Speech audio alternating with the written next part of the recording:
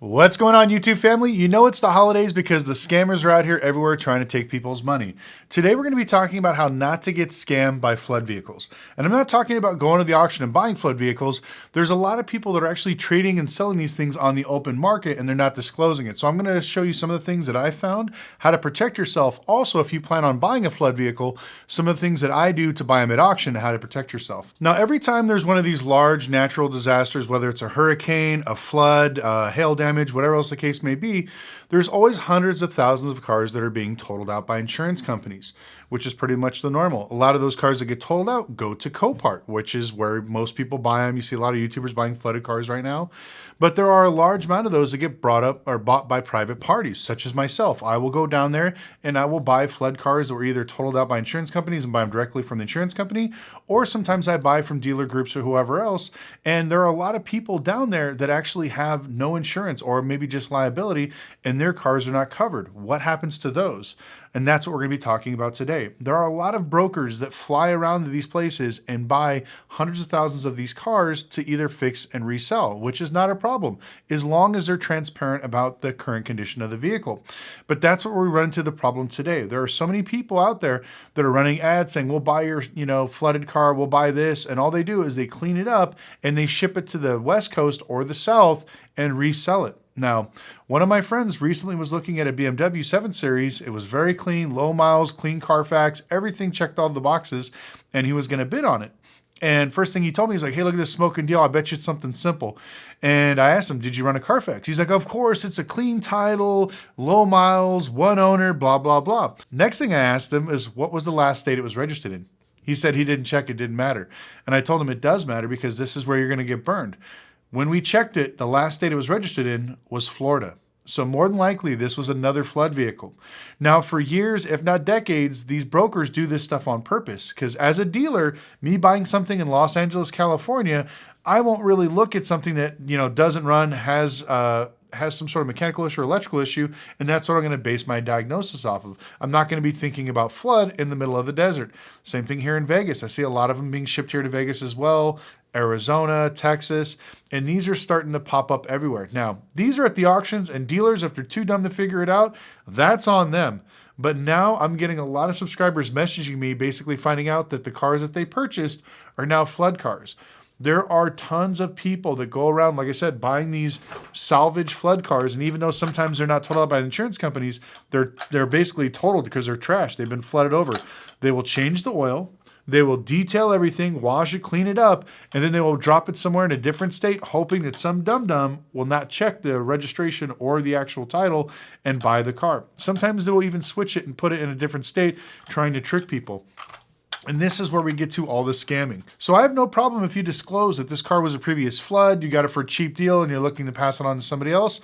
That's fine. But the problem we're having now is there are so many of these cars all over Facebook Marketplace, Craigslist, OfferUp. And every time I look, like I just saw a McLaren 720, the guy's like, oh, I don't know what's working. I think there's an electrical problem. Car's not starting. And as soon as I ran the Carfax on it, I found out that it was registered in Florida. But this car was moved all the way to Oklahoma. So they know exactly what they're doing. They bought it thinking they would get it really cheap from somebody that, basically lost that vehicle. And now they're trying to clean it up and then resell it again. You're going to see these all across the board. And it's not really just the exotic cars. You're going to see more of the regular cars.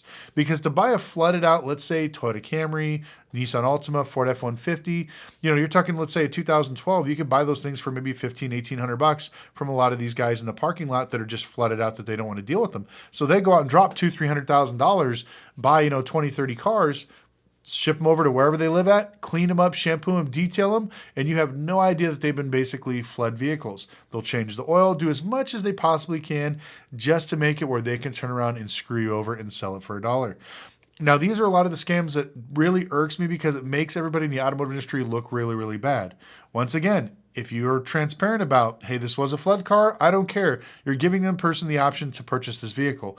But unfortunately, this is what we're seeing out here. So my advice to you today is if you're buying any cars, look at the Carfax, but also ask about the registration. If you ask enough questions, you will get the right answers. Also, if it's a freshwater flood, you won't see a lot of corrosion, but you will see corrosion in the next 6 months. If it's saltwater, you'll see a lot of corrosion real quick. So check some of the battery terminals, look at a lot of the electrical plugins underneath the car to kind of see what's going on, and that will definitely give you a glimpse.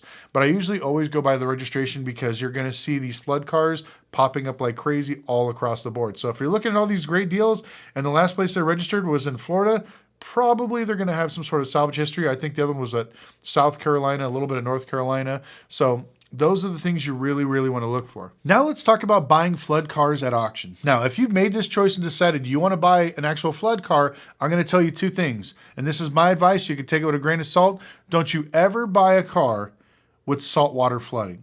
Because as soon as you touch it, every electrical component is going to be corroded. And even if you clean the wires and you brush it off, corrosion is like cancer. It just spreads. So you may have it on the bottom of your vehicle, but it will work its way all the way up through your wiring system to all your gauges, clusters, everything else like that. That's why a lot of these guys that fix these flood cars, they clean them up. And even if they are running and driving, they sell them within 6 months because more than likely that's going to be the problem. I've seen it time and time again, even with some of the cars that I purchased. I knew they were flood cars. I got them for so cheap. I figured what the hell, we'll go for it. Drive around for 6 months, and soon enough, we start getting low voltage problems. The gauge cluster starts flickering. We start have different modules that stop dying off. And so we know that there's some sort of corrosion going through the wiring system. So that's the first thing. Now, if you do with fresh water, you have a little bit chance of cleaning it up. One thing I tell everybody, if you're buying these cars from the auction, when you get it to your house, the first thing you do is take the battery out, disconnect it. Don't you ever try to jump these cars. When I watch these YouTubers buy these flood cars at auction and they put jumper cables right to it and turn it on, try to crank it to see if it starts, it literally makes my head explode because there are a lot of cars that have dirt and sediment inside the PCMs, the modules, stuff like that, or even pools of water inside the actual tub of the car. And if you turn it on, right away you're going to short it out and you're either going to fry some computers, burn a relay, or just basically toast the whole entire car. Don't ever do that. Take the battery off. Take it to your house. Lift up your carpet. Look at everything. Take all the modules or computers that you see that are on the floor that are in lower extremities. Open them up. Blow them off with a pressure washer or with an air dryer. Then take a cloth with alcohol. Rub them all down. Let them air dry. I don't care if the line shows that it was like right here. It was really low. Go all the way up. Do this to all the PCMs. Check your dash out. Do all that before you ever put power to it. Now that you've done that, next thing you're going to do is you empty out the motor and transmission. You fill it all the way up with brand new fresh oil. On top of that, you take every single spark plug out of your engine. You pour WD-40 in transmission oil through every single cylinder. Before you start it, you crank that a few times. You let it blow out the old oil, the water, whatever sediment is in there. You don't ever want to crank a motor with water in it or salty water or dirt or grime. It's literally just destroying your motor. I've seen these guys get all excited. They're like, look, it's got power, it turns on. They crank it, and all of a sudden the engine gets hydrolocked because there was water inside the cylinders. Spray that all out. A lot of times I recommend taking off the intake just so you can see down there. Run a vacuum inside the actual intake plenum, suck out some of the dirt, water, whatever you see. Check if you have a stethoscope, it's really cheap, maybe $200 for one of these new cameras that can connect to your phone. Run the camera down the cylinder, see if you see any type of rust, anything like that. If there is rust, you squirt WD-40 or penetrating oil or Marvel Mister Oil down each cylinder, let it set for over 24 hours, and continue to crank the motor every other day. So this way it'll free up all that debris. And then eventually, once that's all clear, drain all the oil, everything else out, recycle it again, transmission oil, the rear differential oil. Once you get all that done, then you put the plugs in and you empty the fuel tank, and then you cycle the key a few times, then you crank it little by little. And this is the correct way to start a car that's been in a flood. This will save you tons of headache. I've seen a lot of people where they don't do that. They just hop in there, put the jumper cables to it, and start cranking, praying to God it works. Now, very few times you may have that problem if the water line is very low, but I never like to risk it because at the end of the day, the water line may be right here, but it doesn't mean that it's all the way across the vehicle. Your vehicle could have been sunk in this way, or on top of that, maybe it's only here because the motor actually was submerged, and before it got to the top of here, it started floating the rest of your cab. So, it's something you should definitely pay attention to. And if you are going to buy flood vehicles, just get ready. You're going to spend a lot of money in chasing electrical gremlins. Electrical components' number one enemy is any type of corrosion, anything that causes resistance. Even if there's a few ohms of resistance of difference because the wire is a little bit corroded or a little bit dirty, you're talking check engine lights, you're talking about modules not speaking to each other, cars going into limp mode. If your wiring harness has got to work harder to push the amperage through, now you're causing heat, which could cause fires. There's all these things, and that's why it's such a big deal that you stay away from these flood cars unless you know exactly what you're doing.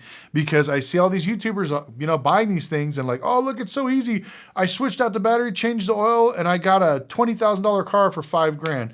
I'm telling you, those are the very few far in betweens. Most of the cars that I'm seeing, like this guy, I won't mention his name, it's a friend of mine, he just bought an Aventador. Same thing, the line was just up to here. But once he took off the air boxes in the back that were basically up top here for his V12, they were both full of water and sand, letting us know that the water line was much, much higher than what they marked on the car. So he's $180,000 down in an Aventador that's probably worth maybe $80,000 as far as a paperweight. And so I don't want to see that happen to you guys. Also, if you're buying private party, once again, check the Carfax, ask them for the registration, ask questions. If you think they're flipping it, it's okay to ask them, but you want to know, say, hey, look, I heard these stories about people getting fucked over by flood cars. Is this a flood car? Yes or no? Ask him straight out and see what he says. If he starts hemming and hawing and lying and acting shady, then it's not a good deal. Just walk away because it's Christmas time. People are out here trying to celebrate. Maybe one of these cars they're buying is a gift for their boyfriend, their girlfriend, their mom, their brother, sister, whatever, their kids.